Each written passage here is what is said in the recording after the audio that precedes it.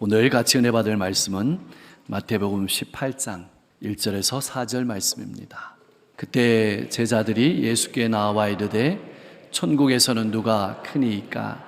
예수께서 한 어린아이를 불러 그들 가운데 세우시고 이르시되 진실로 너희에게 이르노니 너희가 돌이켜 어린아이들과 같이 되지 아니하면 결단코 천국에 들어가지 못하리라. 그러므로 누구든지 이 어린아이와 같이 자기를 낮추는 사람이 천국에서 큰 자리라. 아멘. 이제는 때가 되었을까요? 3년 동안 예수님을 따라다니며 통고동락한 제자들에게 예수님께서 질문을 던지십니다. 너희는 나를 누구라 하느냐?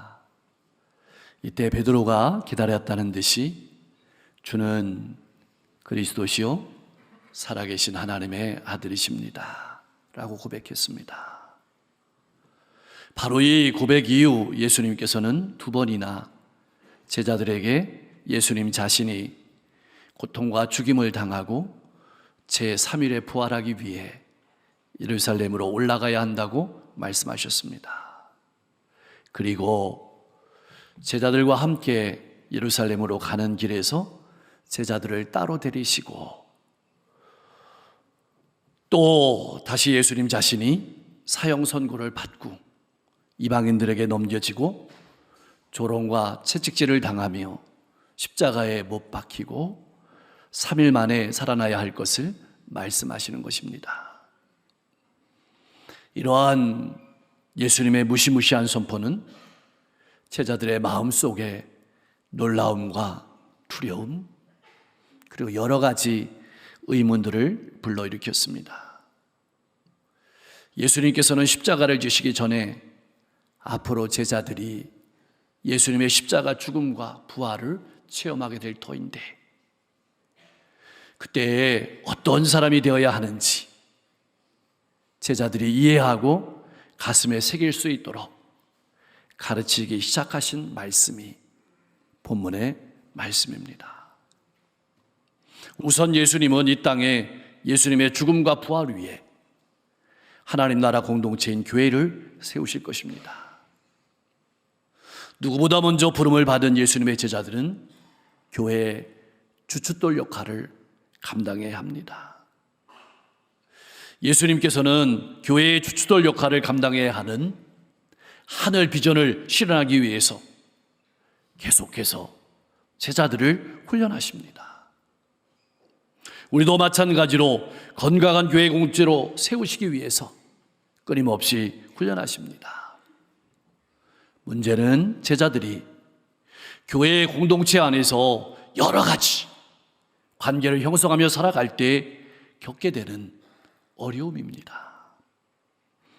즉 다른 이들에게 도움이 될 수도 있지만 다른 사람들에게 디딤돌이 아니라 걸림돌이 될 수도 있기 때문입니다. 그래서 예수님은 앞으로 세워질 교회 공동체 안에서 성도들이 함께 추구해야 될 가치와 언제나 유지해야 될 교회 공동체 본질에 대해서 말씀하시는 것입니다. 그렇다면 우리가 추구해야 될 교회 공동체의 가치와 본질은 무엇일까요? 예수님께서 말씀하신 비전과는 다르게 제자들의 질문은 그저 놀라울 뿐이었습니다. 마태는 1절에서 바로 그때에 예수님께서 이런 말씀을 하셨을 때 제자들이 예수님께 나와서 이렇게 질문했습니다. 누가 천국에서 큰 사람입니까? 이것은 주는 그리스도시요 살아계신 하나님의 아들입니다는 신앙을 고백하고 뿐만 아니라 예수님께서 자신이 십자가의 길을 가신다고 분명하게 제자들에게 말씀하신 후에 나온 질문이라 그저 놀라울 따름입니다. 만일 제자들이 이제 곧 십자가에 죽을 사람을 따르는 것이라면 하늘에서 누가 가장 큰지 왜 묻는 것일까요? 우리가 성경을 통해서 아는 것은 제자들의 질문에 이어서 야고보와 요한의 어머니가 예수님이 세우시는 그 나라에서 자기들의 아들들이 어떤 위치를 차지할지 알고 싶어 한다는 것입니다. 그래서 우리의 두 아들을 하나는 주님의 오른편에 하나는 왼편에 앉게 해달라고 부탁했습니다. 그러므로 제자들의 이 질문은 하늘나라에서 어떤 인격과 어떤 성품을 지닌 사람이 존귀하게 되는지 이런 질문이 아니고, 그들은 오직 이 세상의 기준을 근거로 하나님 나라에서 자기들의 서열에만 관심이 있었던 것입니다. 이것이 제자들이 매일매일 살아가면서 먹는 그들의 양식이었습니다.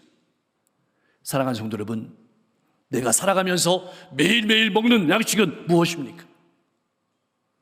하나님 앞에서 어떤 사람이 되느냐는 것입니까? 아니면 얼마나 성공하느냐는 것입니까? 어느 문화에서든 비중이 있고 중요한 사람이 되고 싶어 하는 것은 분명한 사실이지만, 제자들이 살아가고 있던 시대의 사람들은 특별히 자신을 드러내는 것을 좋아했습니다. 언제 어디서나 자신을 드러내기 위해서 힘을 쏟았습니다. 제자들의 질문도 이러한 모습을 보여줍니다. 천국에서 누가 큽니까? 여기서 크다라는 뜻은 신체적인 면이나 물리적인 면에서 크다라는 뜻이 아니고, 누가 비중이 있습니까? 이런 말입니다. 그러므로 이 질문에 포함된 의미는 우리 12명의 제자 중에 누가 제일 큽니까? 라는 질문이 될 수도 있고, 천국에서는 어느 사람이 1등 갑니까? 라는 질문이 될 수도 있습니다. 다시 말하면 하나님 나라에서 비중 있는 사람이, 중요한 사람이 누구입니까? 라는 질문입니다. 여기서 우리가 눈여겨봐야 될 중요한 것은, 제자들은 천국을 내세로 바라보고 있는 것이 아니다. 예수님께서 이 지상에 정치적으로 세울 왕국으로 바라보고 있습니다. 그런 바라봄 가운데 던지는 질문입니다. 제자들은 끊임없이 자신이 어떤 존재인가에 관심이 있습니다. 누가 큰 존재인가에만 관심이 있었습니다. 그렇다면 과연 누가 중요하고 비중이 있는 사람이 될까요? 하나님 나라 공동체인 교회에서 누가 중요하고 비중 있는 사람이 되는 것일까요? 여기서 한 가지 궁금한 것이 생겨납니다. 그렇다면 누가 먼저 이 질문을 꺼냈을까요? 베드로일까요? 아니면 야고보와 요한일까요? 분명한 것은 자신이 예수님께 더 많은 사랑을 받았다고 느끼는 사람이었을 것입니다. 자신이 누구보다 더 많은 신앙적인 체험을 했다고 생각하는 사람이었을 것입니다. 베드로는 바다 위로 걸었습니다. 변화산 위에서 영광을 체험했습니다. 그렇다면 베드로가 이 질문을 던졌을까요? 성경은 말해주지 않습니다. 왜일까요? 그것이 중요한 것이 아니라는 말씀입니다. 분명한 것은 이 질문의 뿌리에는, 이 질문의 근거에는 엄청난 교만이 들어있다는 사실입니다. 나의 질문은 어떤 의도가 들어있습니까? 이 질문은 제자들 사이에서 가장 중요한 주제였습니다. 어쩌면 이 질문이 제자들이 살아가는 이유인지도 모릅니다. 가정과 일터와 이웃에서, 그리고 교회에서 여러분에게 가장 중요한 인생의 질문은 무엇입니까? 여러분이 오늘을 살아가는 이유는 무엇입니까? 큰 자가 되고자 하는 것은 아닙니까? 나를 좀 더 드러내고자 하는 것은 아닙니까? 혹 다른 사람이 나를 알아주지 못해서 섭섭한 마음이 자주 든다면 제자들과 같은 마음은 아닐까요? 높아지고자 하는 마음은 아닐까요? 내가 살아가는 이유는 무엇입니까? 드레베 가판을 보라, 공중의 새를 보라. 예수님께서는 실물로 제자들에게 교육하셨습니다. 그렇게 훈련하신 예수님께서는 이번에도 제자들 사이에 어린아이를 불러 세우시고 제자들의 질문에 대답하시며 교육하십니다. 제자들에게 이렇게 말씀하십니다. 너희가 돌이켜 어린아이들과 같이 되지 아니하면 결단코 하늘나라에 들어가지 못할 것이다. 분명하게 말씀하십니다. 돌이킨다는 말은 몸과 마음과 삶을 돌이킨다는 뜻입니다. 다시 말하면 교만한 마음을 버리고 몸과 삶이 어린아이들과 같이 되지 아니하면 하나님 나라에 들어갈 수 없다고 단호하게 말씀하시는 것입니다. 그러면 어린아이와 같이 된다는 어린아이의 속성은 무엇일까요? 그것은 순수하거나 착한 것 같은 성품을 말한다기보다는 오늘 이 본문에서는 자기가 본 것을 가감없이 전하는 행동을 의미합니다. 우리가 잘 아는 것처럼 고대 사회는 가족 공동체 사회였습니다. 한 가족도 가족이었지만 마을 전체가 하나의 가족이었습니다. 그 공동체 안에 속한 어린아이는 골목골목을 뛰어다니며 놉니다. 이 집 저 집을 방문하면서 놉니다. 하루 종일 뛰어다니면서 이 집 저 집 돌아다니며 놀다가 보면은 공동체의 모든 상황을 지켜보게 됩니다. 누가 아픈지, 누가 맛있는 것을 먹고 있는지, 어느 집에서 어떤 일이 벌어지는지 다 알게 됩니다. 그렇게 놀다가 저녁 때가 되면 아이는 집으로 돌아갑니다. 그리고 본 것을 그대로 이야기합니다. 어떤 이야기는 해야 하고 어떤 이야기는 하지 말아야 될 것을 아이는 구분하지 않습니다. 이것이 바로 어린아이들의 장점이면서도 무서운 점이었습니다. 하지만 어른이 되고부터는 해야 할 말과 하지 말아야 될 말을 스스로 판단하고 가리게 됩니다.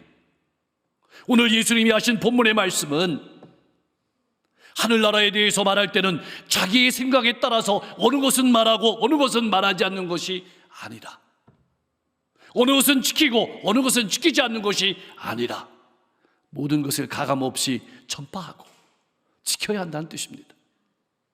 더 정확하게 말하면 하나님 나라를 얻을 수 있는 사람은 마치 어린아이처럼 예수님을 통해서 보고 듣고 배웠던 것을 가감없이 전파하며 살아내는 사람이라고 말씀하고 있는 것입니다. 우리가 절대로 오해하지 말아야 될 것은 하나님 나라에 들어가는 것이 우리에게 달려있다는 말이 아닙니다.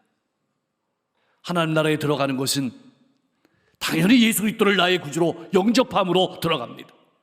이 말은 하늘나라에 들어가는 것을 말해주는 것이 아니라 하나님 나라 백성으로 어떤 삶을 살아야 되는지, 예수님을 믿고 예수님을 따르는 사람으로서 어떤 삶을 살아야 되는지 우리의 마음속에, 제자들의 가슴 속에 새겨주는데 예수님의 더 큰 관심이 있습니다. 사랑하는 성도 여러분, 신앙인으로 나의 관심은 어디에 있습니까? 하늘나라에 들어가는 것입니까? 하늘나라 백성으로 하나님의 말씀을 따라 살아가는 것입니까? 하늘나라 백성은 교만한 마음을 버리고 말씀을 따라 살아갑니다. 천국에는 이런 문구가 있다고 합니다. 잘난 사람은 들어올 수 없다. 이제 예수님께서는 더 나아가셔서 말씀하십니다.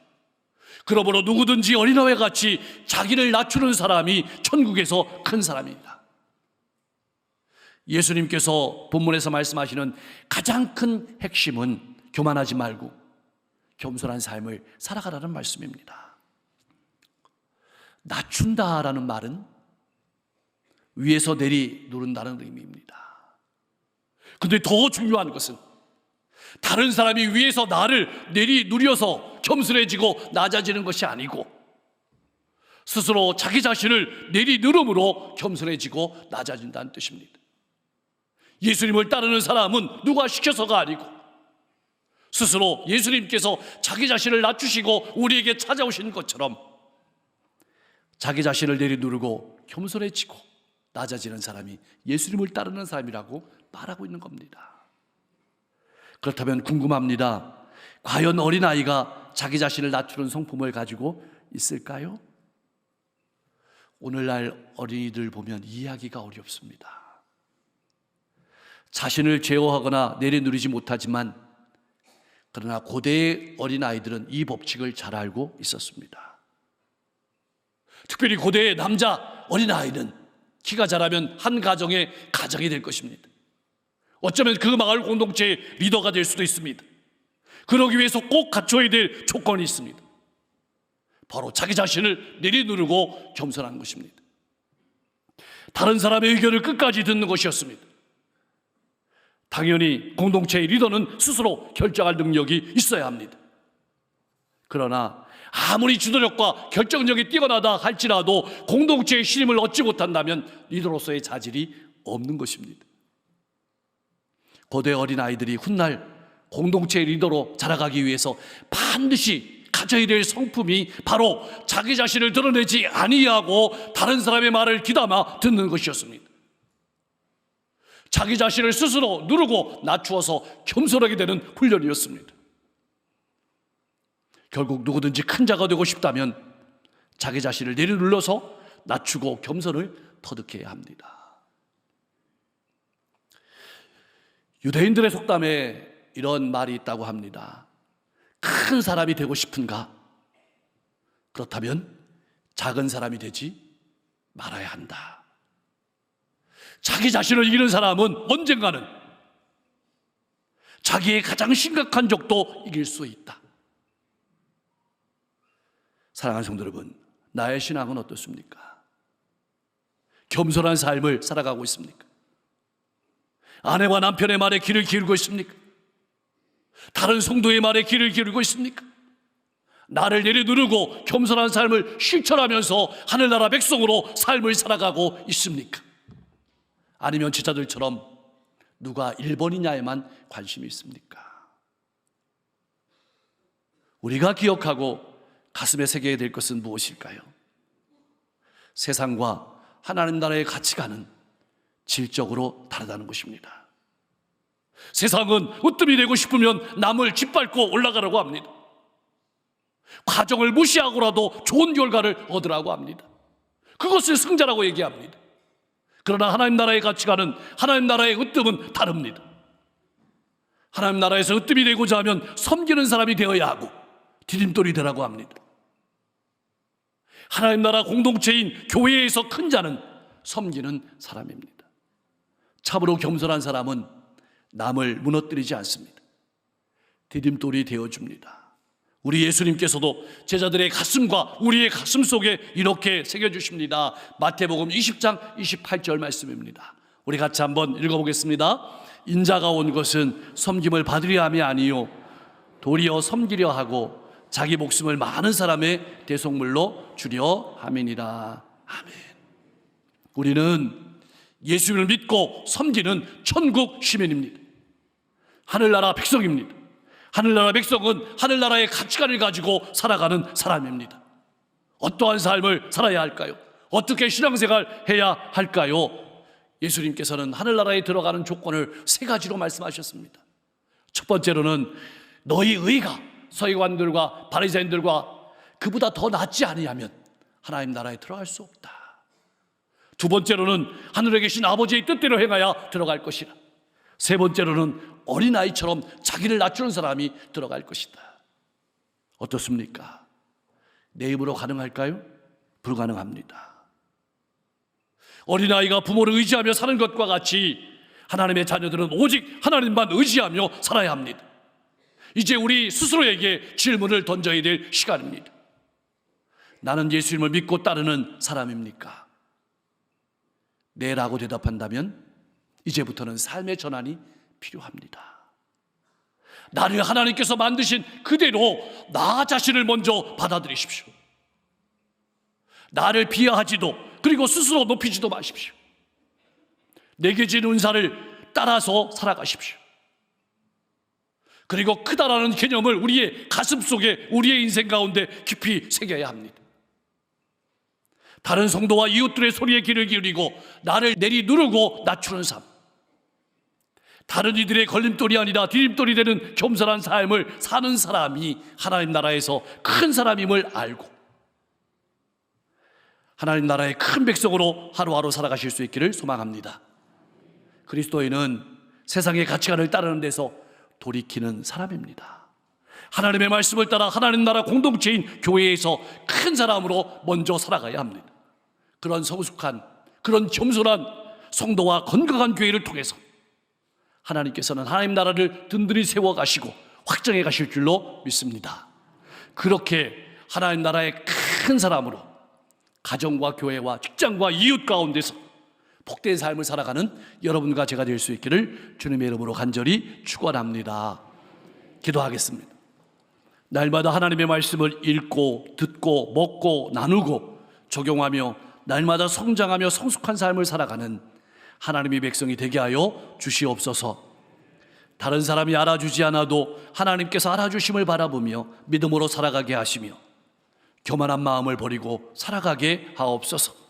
항상 나를 제어하고 낮추고 누르며 다른 사람의 말에 귀를 기울이고 다른 이들의 디딤돌이 되어 겸손한 삶을 살아가는 교회의 공동체 안에서 하나님 나라에서 큰 백성이 되게 하여 주시옵소서.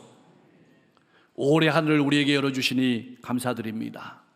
누군가에겐 그렇게 살아보고 싶었던 시간입니다. 초름을 아껴서 진실되게 겸손하게 살아가게 하시고 우리 모든 성도들의 가정이 부모와 자녀가 형제와 자매가 화목한 행복한 가정을 이루게 하옵소서. 우리 모든 성도님들 영과 육을 강건케 하시고 직장과 사업장을 든든히 세워주시며 주변의 어려운 이웃들을 사랑함으로 섬기는 복된 일꾼 되게 도와주시고 우리 교회가 빛과 소금의 사명을 잘 감당하는 건강한 교회로 오늘까지도 쓰임받았지만 더 크게 쓰임받게 하옵소서. 지구 곳곳에 전쟁이 있습니다. 기근이 있습니다. 재해가 있습니다. 고통이 있습니다. 재난이 있습니다. 분열이 있습니다. 사람의 힘으로 할 수 없음을 압니다. 하나님 평화를 주시고 회복을 주시고 눈물을 닦아주시고 일으켜 세워주시고 앞길을 열어주시옵소서. 오늘도 간절히 부르짖는 이 땅 백성들의 기도를 들으시고 이 민족을 복음으로 통일시켜 주시며 지역과 민족과 세계 열방을 이끌어가는 위정자들이 하나님을 두려워하는 정치를 할 수 있도록 역사해 주시며 오늘도 복음을 들고 걸어가시는 선교사님들의 걸음걸음마다 하나님의 은혜와 사랑을 더하여 주셔서 수많은 영혼들이 구원받고 수많은 영혼들이 하나님의 은혜와 사랑을 맛보고 든든히 설 수 있도록 역사해 주시옵소서. 예수 그리스도의 이름으로 간절히 기도하옵나이다.